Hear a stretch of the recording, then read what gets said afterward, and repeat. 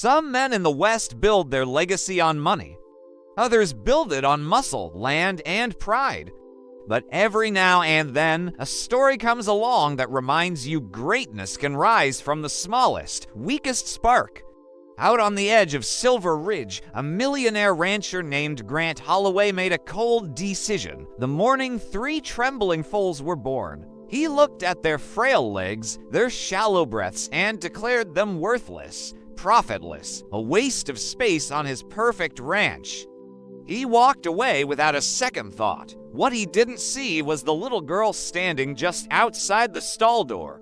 A girl who didn't have land, wealth, or power, but had something far stronger, a heart that couldn't ignore suffering, a spine that didn't bend beneath arrogance, and a courage even seasoned cowhands rarely carried. Before long, the West would witness a transformation so wild, so unexpected, that it would echo across every ranch for miles. Because those weak foals weren't done fighting, and neither was she. And on this channel, WesTtales As A Down, we tell the stories the frontier refuses to forget. If stories like this stir something in you, the way they do in me, tap that like button and consider subscribing. It helps keep these Wild West tales alive, and it lets us keep bringing you the heartwarming stories that deserve to be told. And if you know someone who loves horses or second chances, share this one with them too. Dawn in the West has a particular way of settling into the land, like a promise whispered across the cold earth. On that morning at Silver Ridge Ranch, the sky glowed with a pale fire, washing the barns, corrals, and rolling fences in soft gold. It should have been a peaceful start, a quiet birth hour, a moment when even the toughest cowhands lower their voices out of respect for life finding its way into the world. But peace wasn't what waited inside the foaling barn. The workers stood in a tight circle, their hats low, their breath fogging in the cold.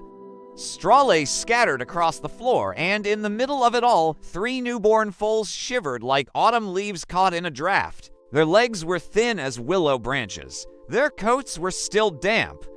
Their ribs rose and fell with a frightening unevenness. They looked less like future horses and more like unfinished sketches. The barn was quiet except for those tiny, struggling breaths. Then the sound of polished boots cut through the silence. Grant Holloway stepped inside with the casual authority of a man who believed the world existed to serve his plans. He was a millionaire rancher, wealthy enough to buy land simply to keep others from having it. Everything about him was sharp. His jawline, his suit style vest, even the way he removed his gloves as he surveyed the scene. "Show me the foals," he said. The workers shifted as if bracing for impact. One of them swallowed and gestured toward the trembling newborns. They came early, the man offered, too early. But with help, a Grant crouched beside the smallest foal. His expression didn't soften, it hardened. The tiny creature tried to lift its head, but couldn't. Its legs twitched like matchsticks. A faint cry slipped from its throat, thin as a thread of wind. Grant stood, pathetic. A few of the workers flinched. One lady ranch hand knelt beside one of the larger foals, instinctively shielding it as if from a blow. "Sir," she said carefully, "they may just need time." Time. Grant turned sharply. Time is money, and these won't earn me a cent. He waved a dismissive hand. "Mark them for disposal." Silence collapsed o'er the barn. Even the horses in the stalls went still, as if the air itself held its breath. Near the doorway stood an 11-year-old girl named Maya Thompson. She'd accompanied her mother that morning to watch another mare foal. She had no business stepping into the ranch's affairs. She had no money, no official place there, and no voice adults tended to hear. But her eyes were locked on the smallest foal, the one that hadn't stopped trembling since she arrived. Grant was already turning, already done with the lives he deemed worthless. His boots clicked against the concrete floor as he strode toward the exit, but Maya stepped forward. Every worker saw it, that small shift of movement that carried more courage than her size should have allowed. She approached the stall as the smallest foal let out another thin, desperate cry. Maya knelt, brushing her fingers gently along its soft muzzle. "It's okay," she whispered. "I see you." A ranch hand approached her quietly. His voice was weighed down by guilt. "Orders are orders, kid." Maya looked up at him. Her eyes weren't angry. They were resolute. "You can't save them," the man said softly. "No," Maya replied, "but I can try." And there it was. The line drawn, the moment that would change everything. A girl with no power stepping into the space a millionaire had abandoned. A child choosing hope where a grown man saw only profit. The worker hesitated, then stepped back, something like respect in his eyes. Outside, Grant's truck rumbled to life. He didn't look back. Maya's mother found her kneeling in the straw, tears threatening but not falling. "Not yet. We have to go," her mother said gently. But Maya didn't move. She stood slowly, brushing straw from her jeans, her eyes still locked on the little foal fighting so hard to breathe. That image followed her all the way home. She didn't speak during the drive. Her mother assumed she was shaken, maybe even traumatized, by what she had witnessed. But Maya's silence wasn't fear. It was resolve pulling tight in her chest. When they parked beside their worn little farmhouse, Maya finally spoke. "Mom," she said quietly, "we can't let them die." Her mother sighed, rubbing her temple. "Sweetheart, taking care of one sick foal is hard enough. 3? Without a vet, without a barn set up for it. That man didn't even try," Maya said, her voice trembling but sure. "He didn't give them a chance." Her mother studied her. There were moments in life when a parent must choose between practicality and compassion. This was one of them. She saw in Maya's eyes the same fierce kindness her husband had carried before the accident took him. The kind of kindness that didn't back down. After a long moment, she exhaled. "Get in the truck." Maya blinked. "Are we?" "Yes. We're going back." The drive to Silver Ridge Ranch felt twice as long the second time. When they pulled up, the workers stared as if seeing ghosts. "What are you two doing here?" one asked. Maya swallowed her nerves. "We'll take the foals." The workers exchanged glances. "Mr. Holloway gave clear orders." Another worker, older and weary-eyed, finally sighed. "If we look the other way, maybe that's the right thing to do. They won't make it through the night if they stay here," another added quietly. That was all Maya needed. She watched as the workers lifted the foals with heartbreaking gentleness, laying them carefully in her family's tiny, battered horse trailer. It wasn't the kind of trailer meant for such fragile cargo, but it was better than being abandoned. Maya sat with them the entire way home. The trailer bumped and rattled, but she kept her hands on their tiny heads, whispering, "I'm here. I won't leave you." When they reached home, Maya and her mother guided the 3 trembling bodies into their small barn. Heat lamps flicked on. Blankets wrapped them like fragile secrets. Bottles warmed on the stove. The smallest foal, barely breathing, blinked up at Maya. "You're safe now," she whispered. She didn't know how she'd save them. Only that she would. The foals lay curled beneath the lamps, their breaths thin but persistent. Maya knelt beside them and made a promise carved from something deeper than childhood. "I won't give up on you." And out in the cold night beyond the walls of that small barn, the West seemed to hold its breath again, waiting to see what this girl would do next. The barn behind Maya's farmhouse had never seen anything like this. It was small, old, and drafty in places, with wooden beams that creaked whenever the wind shifted. But that night, it felt like the center of the world. 3 fragile foals lay bundled under blankets, their tiny bodies huddled together beneath the warm glow of heat lamps. The air smelled of straw, milk replacer, and something else entirely, hope trying its hardest to take root.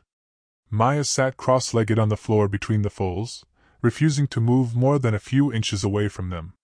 Her mother worked quietly beside her, preparing warm milk in old baby bottles, her hands trembling with the weight of what they were attempting. "They'll need feeding every 2 hours," her mother said softly. "Even through the night." Maya nodded without hesitation. She took the smallest foal into her lap. Its chest rose and fell with shallow, uneven breaths. Its eyes fluttered, half opening with effort. "Come on, Willow," Maya whispered. She'd given the foals names on instinct, Rusty for the sturdier colt, Ekko for the anxious one who startled at everything, and Willow for the fragile filly who looked like a breeze could break her. Maya lifted the bottle toward Willow's tiny mouth. At first, the filly couldn't latch. Her head wobbled, her legs twitched, her breath hitched. Maya steadied her gently, guiding her mouth to the rubber tip. "Just a little," she whispered. "You can do this." Seconds felt like minutes. Then, faintly, Willow suckled. It was weak, almost imperceptible. But it was enough to make Maya inhale sharply, her throat tightening with relief. Rusty drank next, impatient and clumsy, coughing between gulps. Ekko sniffed the bottle nervously until Maya stroked his neck, calming him, coaxing him into eating with soft whispers. Hours passed. Midnight bled into 2 a.m. 2 became 4. The barn felt suspended in time, lit only by heat lamps and the steady rhythm of 3 determined hearts, fighting to survive. Maya's fingers were stiff, her eyes heavy, but she didn't budge. Then, at 3:17 a.m., everything changed. Willow suddenly slumped sideways, her body trembling uncontrollably. Her breaths came fast, and then not at all. "Mom!" Maya cried. Her mother was beside her instantly, kneeling, lifting the filly's limp body. "She's crashing. She's too cold." They ran. Towels straight from the dryer wrapped around Willow. Maya pressed her hands to the filly's chest, feeling the faint thump beneath her palms growing weaker. "Please," Maya whispered, tears finally spilling. "Don't leave me. Stay here. Stay with me." For a terrifying minute, Willow didn't move. And then, a twitch. A breath. A tiny lift of the head against Maya's arm. Relief crashed over Maya so hard she let out a choked, trembling laugh. "That's it," she whispered. "Stay with me." Rusty nudged her shoulder, as if offering support. Ekko rested his head in her lap. Even in their weakness, the foals seemed to sense the storm passing. When dawn finally broke through the cracks in the barn walls, it found Maya still sitting with them, her eyes tired but shining. The foals were fragile, still sick, still uncertain. But they were alive. And that was enough. Saving them once wasn't the end. It was only the beginning. By the third morning, Maya understood just how hard this road would be. Rusty tried to stand but collapsed, his legs shaking like they couldn't remember how to work. Ekko whimpered whenever she stepped away, terrified of being alone.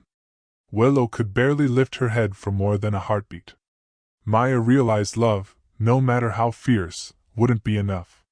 She needed knowledge. So she learned. Before school, after school, between chores. She devoured articles on foal care. She watched old horse training videos.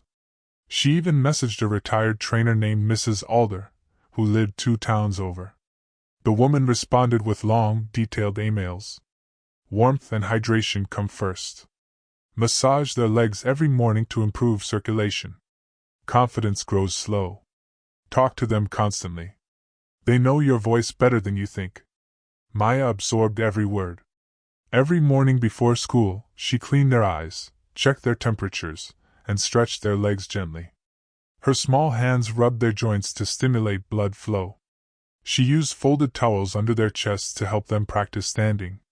Rusty grunted with frustration. Ekko fidgeted nervously.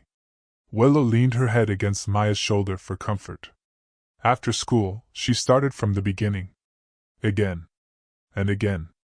She set up tiny walking paths using old broomsticks. She built simple barriers from hay bales. She scattered bits of pellets to encourage movement. It was clumsy, imperfect, but it worked. Progress came slowly, but it came. One morning, Rusty took 3 strong steps before tumbling into Maya's lap. She laughed, hugging him tightly. "You're getting ahead of yourself," she whispered. "But I'm proud of you." Ekko grew brave enough to follow her outside for a few minutes, blinking at the sunlight like a newly hatched bird. Maya didn't rush him. She let him explore at his own pace. "See?" she said. "The world's bigger than the barn." And Willow, sweet, delicate Willow, tried harder than any of them. She lifted her head longer each day. Her ears perked when Maya entered. Her trembling grew a little less each week. One golden afternoon, Maya tried something new. She knelt in front of Willow and tapped the ground softly. "Come on, girl. Try for me." Willow swayed, pushed, and slowly, unbelievably, stood. 10 seconds. 10 long, impossible seconds. Maya covered her mouth, tears filling her eyes. "You did it. You really did it." Willow nickered weakly as if celebrating too. Strength, Maya realized in that moment, didn't always roar. Sometimes, it whispered through stubborn breaths and shaking legs. Weeks passed, and the barn became a place of small miracles. Rusty's wobble turned into a clumsy trot. Ekko learned to explore without fear. Willow discovered the courage to step into sunlight. Every improvement, every change, every breath felt like a victory. And although the world still believed these foals weren't worth saving, Maya knew better. She felt it every time Rusty nudged her arm. Every time Ekko rested his head on her shoulder. Every time Willow leaned against her chest, steadying herself with trust instead of strength. She wasn't just keeping them alive. She was giving them a chance no one else believed they deserved. And somewhere beyond Silver Ridge, beyond the hills and fences and whispered doubts, fate was waiting for the day these three, lost causes, would step into the world and show everyone what they had become. When that day arrived, the West wouldn't forget it. Not ever. By the time spring wrapped its warm hands around the Thompson farm, the foals were no longer just surviving. They were beginning to want life. Their coats had gained a bit of shine. Their legs, though still clumsy, moved with purpose. Their eyes followed Maya everywhere she went, as if she carried their entire world inside her small frame. But survival was only the first chapter of this story. One afternoon, while Maya and her mother were picking up supplies at the feed store, a bright poster caught Maya's attention. Bold letters stretched across the top. County Youth Rescue Showcase. Open to foals and young horses saved from neglect or abandonment. Below the text, the date was circled. 6 weeks away. Maya stood frozen, staring at the words. Her heart thumped in her chest, not with fear, but with that strange mix of excitement and possibility that only children and dreamers recognize instantly. "Mom," Maya whispered. "This is meant for them." Her mother read the flyer, slowly, thoughtfully. "It's a big commitment," she said. "Training, conditioning, and a lot of patience." "I have patience," Maya said. "They do too. We can try." Her mother looked into her daughter's eyes and saw something she'd seen only a handful of times in her life: unshakable conviction. Quiet, steady, immovable. "All right," she said with a soft smile. "Let's sign up." And so they did. Word rippled through town like prairie lightning. At the diner, old cowboys raised their eyebrows. "Holloway rejects? Competing? Those foals won't make it halfway across the arena. She's just a kid.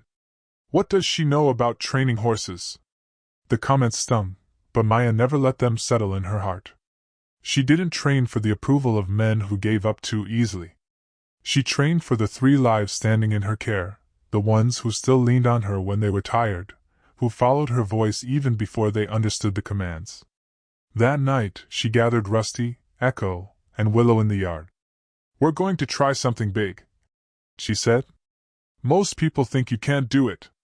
But I know you can. I believe in you." Rusty snorted proudly.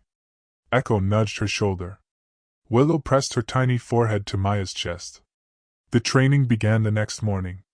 Maya made a schedule, taping it to the inside of the barn door with the precision of a seasoned rancher. She divided the day into 2 parts: foundation work before school, structured training after. Morning work, confidence, calmness, bonding. Afternoon work, agility, strength, responsiveness. She approached the challenge the same way she'd approach saving their lives: one breath, one step at a time. Rusty, once the strongest-willed, embraced training with enthusiasm. His legs had grown steadier, and he loved the small trots Maya guided him through along the fence line. His confidence grew with every successful step. Ekko was cautious, slow to begin, nervous at every new sound. But he watched Maya closely. He always had. And he learned quickly because of that trust. If she touched his shoulder, he followed. If she whispered reassurance, he breathed easier. Willow, sweet, fragile Willow, required gentle hands and endless patience. She tired quickly, but she tried because Maya asked her to. Every day, she took one more step, held her head up a little longer, stood a moment steadier. After school, the real training began. Maya didn't have fancy equipment, or training grounds like the Holloway Ranch. She had to get creative.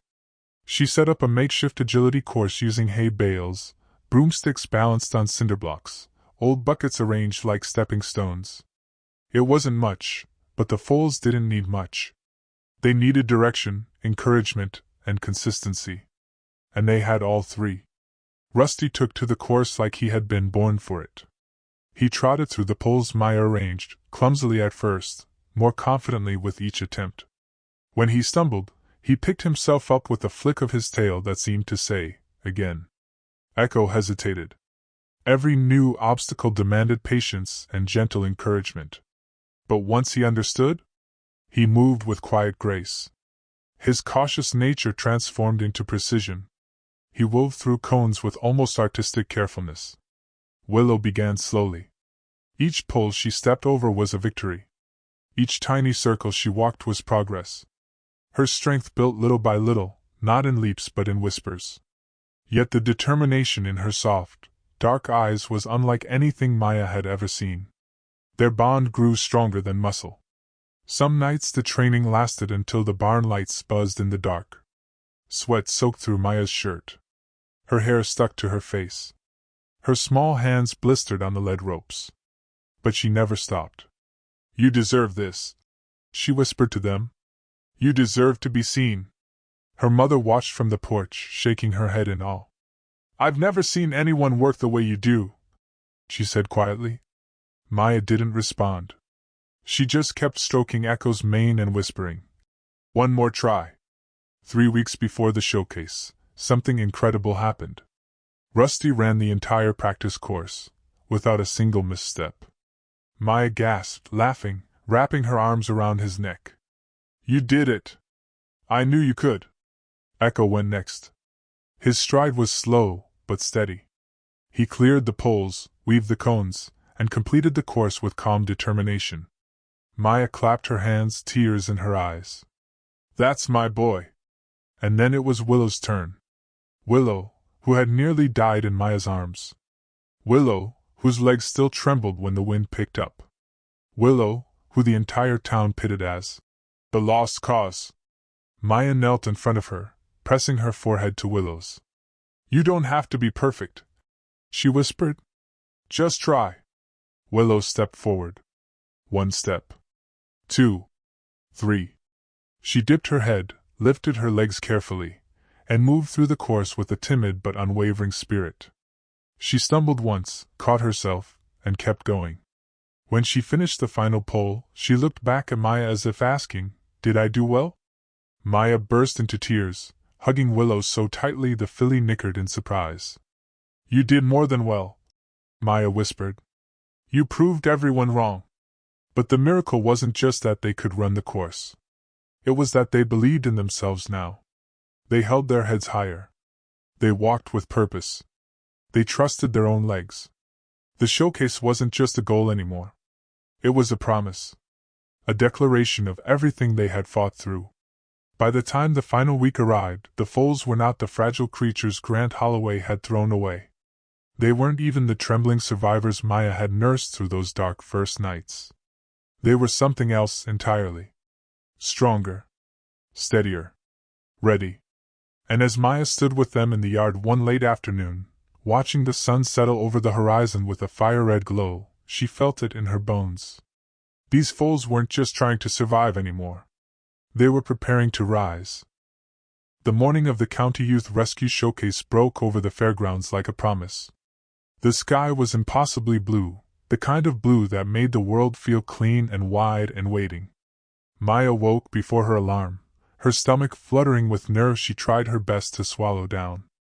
Today wasn't just a competition. It was the day her 3 once-forgotten foals would step into a world that hadn't believed in them. The day she'd show everyone what belief could do. Her mother helped load the foals into their small trailer. Rusty climbed in first, his legs steady, his ears perked forward as if he knew he belonged somewhere important. Ekko hesitated, sniffing the ramp, but with a soft whisper from Maya, he stepped inside with trust guiding each hoof. Willow came last, trembling slightly at the unfamiliar sounds, but one touch from Maya's hand, light, reassuring, and she followed without another pause. When they arrived at the fairgrounds, the buzz of voices and clatter of hooves filled the air. Young riders led their horses in and out of the warm-up ring. Ranch owners mingled beside the arena rail, talking about bloodlines, scores, and prospects. Everywhere Maya looked, she saw polished saddles, expensive halters, gleaming coats. And then, her little trio. 3 foals who had once trembled in the dirt, now brushed until their coats shone with pride. As Maya walked them across the paddock, whispers followed. "Those are the Holloway rejects. I thought those foals didn't survive. She's actually competing? That kid must be out of her mind." But the comments didn't sink into Maya's skin the way they once did. She walked forward with her head up, whispering encouragement to the foals as she led them. "You're not what they think you are. Just do your best." Then she heard a voice she instantly recognized. Grant Holloway. He stood by the arena rail, wearing a tailored vest and that familiar expression carved from pride and impatience. When his eyes landed on Rusty, Ekko, and Willow, his face shifted from indifference to shock. He stepped closer, brow furrowed. "Those foals, they're alive?" Maya didn't respond. She simply guided Rusty toward the first event gate. The announcer called out, "First event, Young Foal Agility. Rusty, handled by Maya Thompson." The crowd murmured. A few people chuckled softly. But Maya's jaw tightened with determination. She led Rusty into the arena. The bleachers were crowded, the judges' table arranged neatly at the far end. Rusty stiffened at the noise, his ears flicking backward. But Maya touched his neck gently. "You're all right, boy. It's just like home." The whistle blew. Rusty moved. He stepped through the starting poles with surprising grace, his hooves landing confidently. He trotted the straight line, lifted his legs over the low rails, curved around the tight corner, and crossed the small bridge without hesitation. A few spectators stopped whispering and leaned forward. Rusty gathered himself, trotted through the final lane, and crossed the finish with a proud snort. The judge raised a flag. "First place, Rusty." The bleachers erupted in applause. Maya covered her mouth, tears forming, as Rusty pressed his head against her shoulder. But there wasn't time to celebrate. Ekko was next. Ekko was already shaking at the arena entrance, nostrils flaring, eyes wide at the noise and unfamiliar smells. Maya knelt beside him, cupping his face in her small hands. "Hey, look at me," she whispered. "Remember how brave you've been? Remember the sunlight outside the barn? Just follow my voice." Ekko breathed out shakily and leaned into her touch. The gate opened. He stepped inside. The course was harder than Rusty's, narrower lanes, a higher rail, a tighter weave. Ekko froze at the first pull. The crowd murmured. One judge leaned forward, pen poised to mark a refusal. "Ekko," Maya called softly. "It's okay. With me." Ekko's ears flicked toward her voice. He took one step. Then another. Something clicked inside him. He wove between the poles, slow but focused. He cleared the low jump. He steadied his breath. When he crossed the bridge, he paused only a second, then finished the course with flawless precision. The judge didn't hesitate. "First place, Ekko." This time, the applause was louder. People stood. Some whistled. Even a few ranch owners nodded with something like respect. Maya didn't bask in the praise. She didn't even look toward the crowd. She turned to Willow, the smallest, the quietest, the one who had fought the longest and hardest just to breathe. Willow leaned against her, tiny body trembling, unsure of the arena but trusting the girl beside her. Maya stroked her neck. "You don't have to win," she whispered. "Just try. That's all you've ever needed to do." Willow stepped into the arena. Something changed. The noise softened. The crowd stilled. Even the judge lowered his pen for a moment. It was as if everyone sensed they were witnessing something fragile stepping into a world that had once thrown her away. The whistle blew. Willow started slow.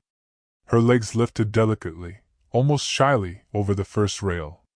She knocked one pole, but didn't falter. She kept moving, kept trying, her small hooves tapping with quiet determination. Halfway through the course, something unexpected happened. The crowd began to cheer softly. Claps, gentle at first. Encouraging whispers. Support from strangers who had laughed earlier that morning. And Willow responded. Her ears perked. Her steps steadied. Her trot grew bolder. She lifted her legs a little higher, moved a little faster, and crossed the finish line with a sudden burst of courage that made the whole arena rise to its feet. The judge stood, lifted the flag. "First place, Willow." Maya's breath broke into a sob. She wrapped her arms around Willow's neck, crying into her soft mane as the filly nickered quietly. 3 foals. 3 first-place wins. 3 miracles. When Maya led them out of the arena, the fairgrounds felt different. People pointed, not with judgment, but with admiration. Kids whispered, "That's the girl who saved them." But Grant Holloway wasn't smiling. He pushed through the crowd, his boots stopping a foot from Maya. "You kept them alive," he said stiffly. "I misjudged their potential. They should be returned to my ranch now." Maya's mother stepped forward. "They stopped being yours the day you left them to die." A hush fell. Grant's jaw clenched. "I made a business decision." Maya looked him in the eyes, her voice steady. "No. You made a mistake. You didn't even give them a chance." Willow nudged Maya's shoulder. Rusty stepped closer. Ekko lifted his head proudly. "They're champions because someone believed in them," Maya said. "Not because someone expected something from them." The crowd erupted into applause. Grant stepped back, pale and speechless, as cameras recorded every second of his silent defeat. He turned and disappeared into the crowd like a shadow fleeing daylight. Maya knelt beside her foals, pulling them close. "You did it," she whispered. "All 3 of you." As the sun dipped behind the fairgrounds, painting the sky in gold and rose, Maya realized something she would carry for the rest of her life. Champions aren't born strong. They're born hopeful. And they rise when someone refuses to give up on them. Rusty. Ekko. Willow. 3 lost causes. 3 miracles. And a girl who believed they deserved a chance. The West would remember their story. And so would everyone who ever doubted the power of compassion.